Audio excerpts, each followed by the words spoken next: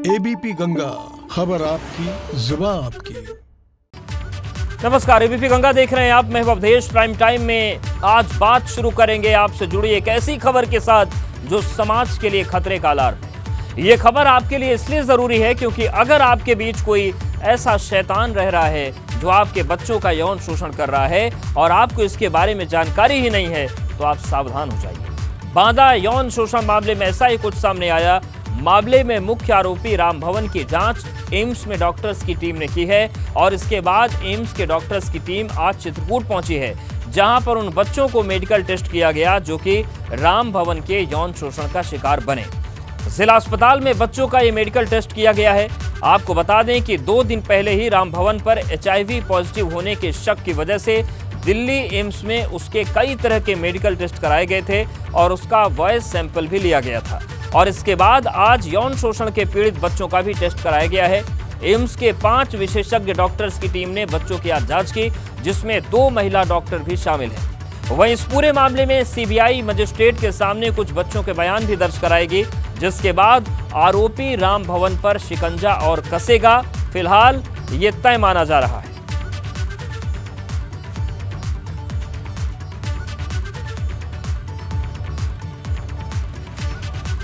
तो राम भवन की कलंक कथा यह है कि राम भवन के मेडिकल टेस्ट के बाद एम्स की टीम पहुंची और बच्चों की जांच की गई।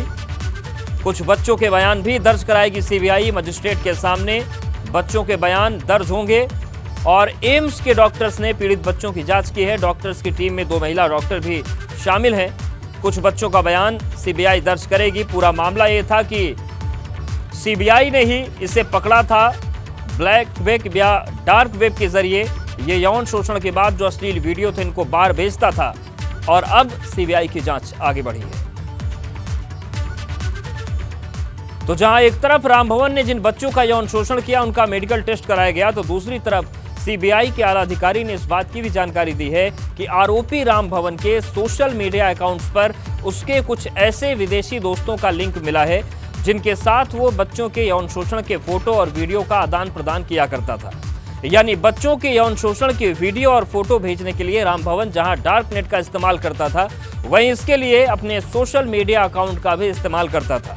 सीबीआई के सूत्रों का कहना है कि जब राम भवन का सोशल मीडिया अकाउंट खंगाला गया तो कई राज सामने आए हैं। राम भवन के उन विदेशी दोस्तों का भी पता चला है जो कि चाइल्ड पोर्नोग्राफी का रैकेट चलाते हैं। वहीं इस केस में सीबीआई को इस हफ्ते के भी इस बात के पुख्ता सबूत मिल रहे हैं कि राम भवन की इस काली करतूत में उसकी पत्नी भी उसका बराबर सहयोग कर रही थी और इसी वजह से अब उसकी पत्नी पर भी शिकंजा कसता हुआ दिखाई दे रहा है। वहीं सोशल मीडिया पर राम भवन जिन विदेशी दोस्तों के साथ जुड़ा हुआ था उनकी जानकारी के लिए भी सीबीआई अब उन देशों की सरकार से संपर्क करने की कोशिश कर रही है जहां पर राम भवन के दोस्तों का सबूत सीबीआई को मिला है।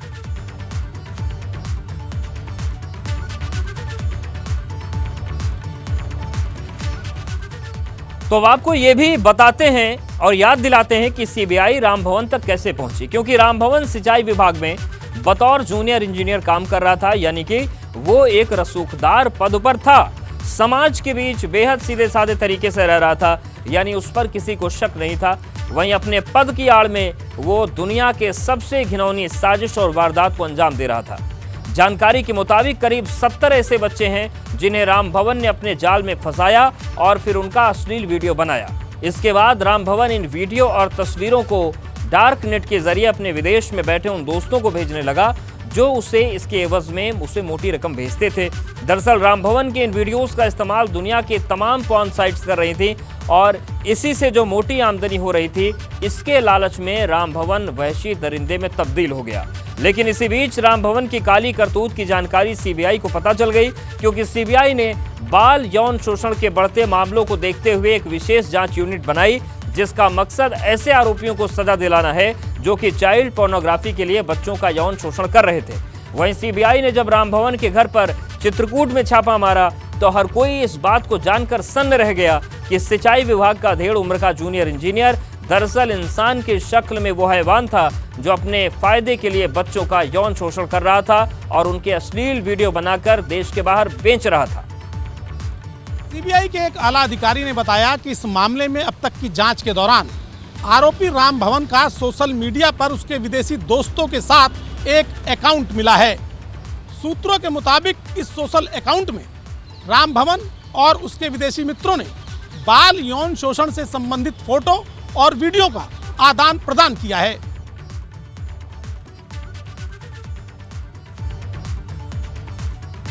तो वहीं सीबीआई ने मामले में 70 बच्चों के यौन शोषण के आरोपी राम भवन की पत्नी को भी गिरफ्तार किया है। दरअसल आरोप यह है कि जो भी बच्चे यौन शोषण के दौरान चिल्लाते थे, रोते थे या फिर कमरे से बाहर निकलने की कोशिश करते थे, उनका रास्ता रोकने का काम राम भवन की पत्नी करती थी। वो बाहर के कमरे को बंद कर देते थे और बच्चे बाहर नहीं निकल पाते थे। वहीं आरोप है कि राम भवन की पत्नी गवाहों को धमकाने और सबूतों को मिटाने की कोशिश कर रही थी, जिसकी वजह से सीबीआई ने उसे भी गिरफ्तार किया है। यानी कि साफ है कि राम भवन की इस काली करतूत में उसकी पत्नी भी बराबर की हिस्सेदार थी। ऐसे में उसके खिलाफ भी कानून का शिकंजा कसना शुरू हो गया है।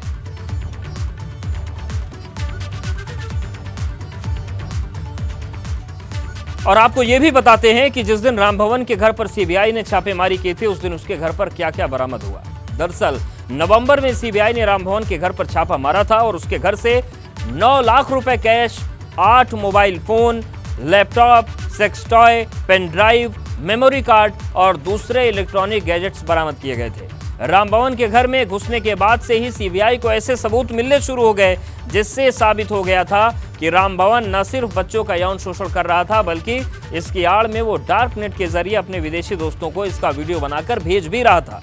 वहीं कुछ जगह से यह भी पता चला कि बच्चों का अश्लील वीडियो वो कुछ परिवार के लोगों को भेजकर उन्हें ब्लैकमेल भी करता था और उनसे भी पैसे लेता था।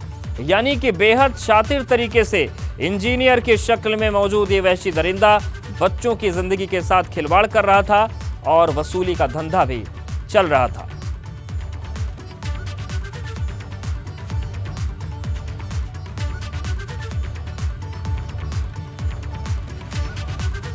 और इस बड़ी खबर पर सीधे रुख करते हमारे सहयोगी ओपी तिवारी का। ओपी जी, जिस तरीके से पूरा कांड सामने आया है, जो राम भवन ने अपने पापों की लंका खड़ी की है, इसकी तह तक कहां तक सीबीआई पहुंच पाई है और अब क्या नए खुलासे हो रहे हैं? देखिए, मैं आपको बता दूं कि आज जो बच्चों के मेडिकल का काम चल रहा था, वो मेडिकल का काम अभी पूरा नहीं हुआ है, लिहाजा बच्चों के मेडिकल का काम कल भी जारी रहेगा।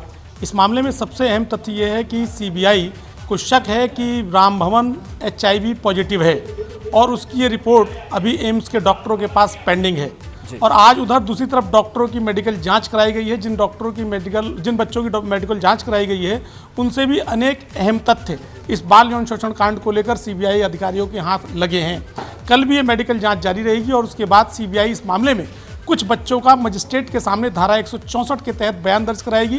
धारा 164 के तहत बयान दर्ज करने का मतलब ये होता है कि बच्चा उसके साथ क्या हुआ, उसका पूरा सिलसिलेवार ब्यौरा मजिस्ट्रेट को देगा और ये एडमिसिबल माना जाता है कानूनी भाषा में।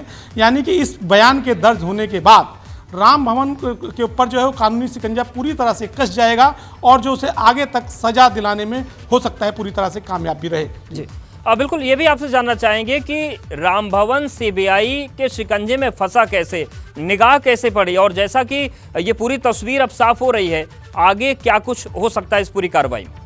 राम भवन जो है वो अपने विदेशी मित्रों के साथ सोशल मीडिया नेटवर्क पर ये जो तस्वीरें थी और अपने जो बाल यौन शोषण कांड के जो वीडियोस थे वो उनको शेयर करता था। उसके जो मित्र लोग थे वो चूँकि भारतीय बच्चों की या भारतीय लड़कियों की विदेश में बहुत ज़्यादा डिमांड्स होती है उनके सेक्सुअल वीडियोस की और फोटोज़ की, तो उसके जो विदेशी दोस्त थे वो इन वीडियोस को आगे शेयर करते थे। इस बात पर चूंकि इंटरपोल भी निगाह रखे हुए था चाइल्ड पोर्नोग्राफी को लेकर, तो ऐसे ही कुछ वीडियो इंटरपोल के जरिए सीबीआई को पता चले और जब इस बात की जांच शुरू हुई कि इस वीडियो में दिखाई दे रहा शख्स कौन है, तो ये पता चला कि ये शख्स यूपी के जल विभाग में जूनियर इंजीनियर है। सूचना के आधार पर सीबीआई ने इसके यहाँ छापा मारा और जब छापा मारा गया तो इसके यहाँ से काफ़ी हैरत अंगेज चीज़ें बरामद हुई थी। अब फिलहाल सीबीआई की कोशिश ये है कि इसके यहाँ से जो सबूतों का एक जखीरा बरामद हो चुका है, लेकिन उसको कॉरोबरेट करना है उन पीड़ित बच्चों के साथ जिनके साथ इसने अननेचुरल सेक्स किया।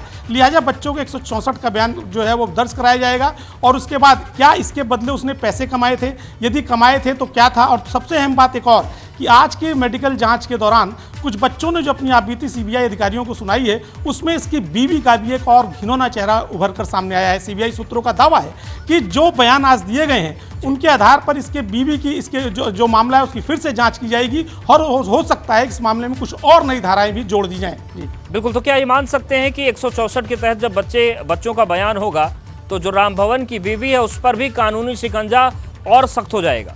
बिल्कुल, राम भवन की बीवी को सीबीआई ने गिरफ्तार कर लिया है और उसके मामले में भी जांच जारी है। राम भवन की बीवी के खिलाफ जो आरंभिक आरोप थे अभी तक थे कि वो राम भवन को कॉपरेट करती थी, राम भवन को जिससे बच्चे बाहर ना भाग सकें, बच्चों को घर में लाना, अगर किसी बच्चे को ब्लीडिंग आदि हो जाए तो उसको संभालना। लेकिन आज जो बयान हुए हैं उसमें सीबीआई सूत्रों के मुताबिक राम भवन की बीवी का एक नया चेहरा सामने आया। चूंकि मैं आपको एक बात और बता दूं कि जिन बच्चों के साथ ये यौन शोषण हुआ उनकी उम्र 4 साल से 22 साल तक बताई जाती है, यानी कि इसमें 15 साल से ऊपर के बच्चे भी शामिल थे।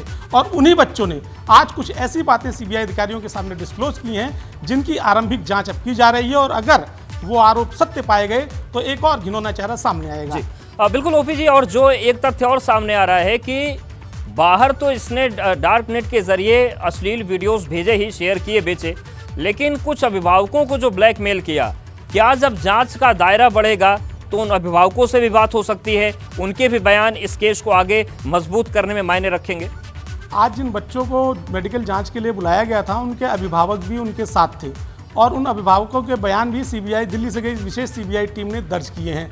अभी तक ब्लैकमेलिंग वाली कोई बात आरोप के तौर पर हो सकता है सामने आई हो, लेकिन इस बारे में सीबीआई को कोई पुख्ता तथ्य नहीं मिले हैं। क्योंकि मैं आपको बता दूं ये बच्चे गरीब बस्तियों के लोग हैं, इनके साथ जिस समय वारदात हुई अगर कुछ बात हुई भी तो चूंकि ये शख्स एक प्रभावशाली जगह पर था, यूपी में किसी छोटी जगह पर जूनियर इंजीनियर होना, पैसे कमाना वो एक बड़ी चीज़ माना जाता है और ये बच्चे छोटे घरों के थे। जैसे इसमें से एक शख्स जो इसका खुद का रिश्तेदार था उसके घर वाले भी इसका कुछ नहीं बिगाड़ पाए, तो इससे इसका इन्फ्लुएंस समझा जा सकता है कि किस कदर प्रभावशाली था। जी, आखिरी सवाल ओपी जी आपसे ये कि जिस तरीके से राम भवन पर शिकंजा कसा, क्या आने वाले वक्त में ऐसे ही कई राम भवन भी सीबीआई की निगाहों में होंगे जिनका असली चेहरा खुल सकता है? बिल्कुल, मैं आपको बता दूं सीबीआई के मुताबिक उसने बाल यौन शोषण को लेकर अपनी एक अलग यूनिट तैयार की है और इस यूनिट में केवल ऐसे ही केसेस को देखा जाता है। लेकिन सबसे अहम बात यह है कि सीबीआई तक मुकदमा लाने के लिए या तो राज्य सरकार रिकमेंड करे या फिर हाई कोर्ट उस बारे में आदेश करे। सीबीआई सू मोटो लेकर कोई केस नहीं देख सकती, लिहाजा सीबीआई की इस स्पेशल यूनिट तक मामला लाने के लिए या तो कंसर्न राज्य सरकार को नोटिफिकेशन इशू करना पड़ेगा या फिर हाई कोर्ट को आदेश देना पड़ेगा। जी शुक्रिया आपका हमारे साथ जुड़ने के लिए, जानकारी देने के लिए। तो हमारे सहयोगी ओपी तिवारी जुड़े थे और उनका बताना था कि किस तरीके से ये पूरा नेटवर्क काम कर रहा था, लेकिन अब धीरे धीरे राम भवन की जो लंका थी उसके खुलासे हो रहे हैं और बहुत जल्द कानूनी सख्ती उस पर देखने को मिलेगी।